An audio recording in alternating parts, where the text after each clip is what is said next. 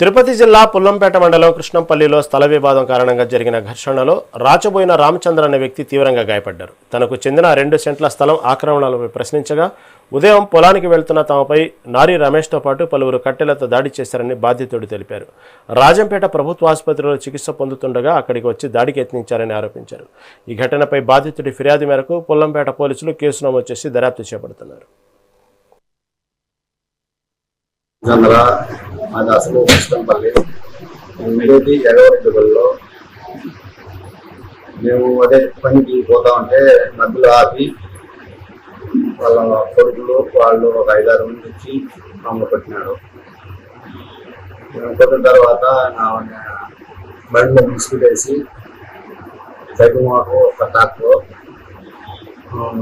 పనికి రోడ్లోకి వస్తే రోడ్లో ఒక ఆయన నుండి సైకిల్ మోటార్లు ఎదుర్కొని వచ్చి మధ్యలో దించినాడు. మధ్యలో పుల్లంపేట పోలీస్ స్టేషన్కి వచ్చేసినాడు. అక్కడ ఈసారి రాసుకున్నాడు కేసు. మాది పుల్లంపేట మండలం కృష్ణంపల్లి. నేను మా నాన్న ఇద్దరం కలిసి ఆ చేరులో తాగే నీళ్ళు మోటార్లు లాగుతాము.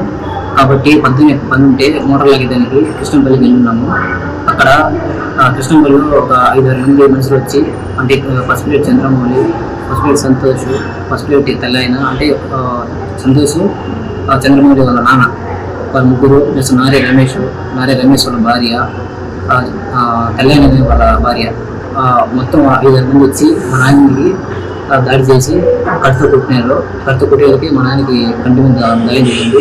అప్పటి వరకు నేను దగ్గరికి పోలేదు, నేను కొంచెం దూరంగా ఉన్నాను. నేను దగ్గరికి పోయిన తర్వాత ఇందుకు గొడవలు ఏమి నేను అడిగే లోపల మా నాన్న కడుతూ కొట్టేళ్ళకి మా నాన్న కంటి మీద దెబ్బ జరిగింది. కాబట్టి ఆయన కోపం మీద కొట్టనాలు చెప్పేసి ఉన్నాం కన్నా ఆయనకి కట్టుంటే కట్టు తీసిరేసినాడు. కలగలేదు కానీ కట్టడంలో ఈయనకి దెబ్బ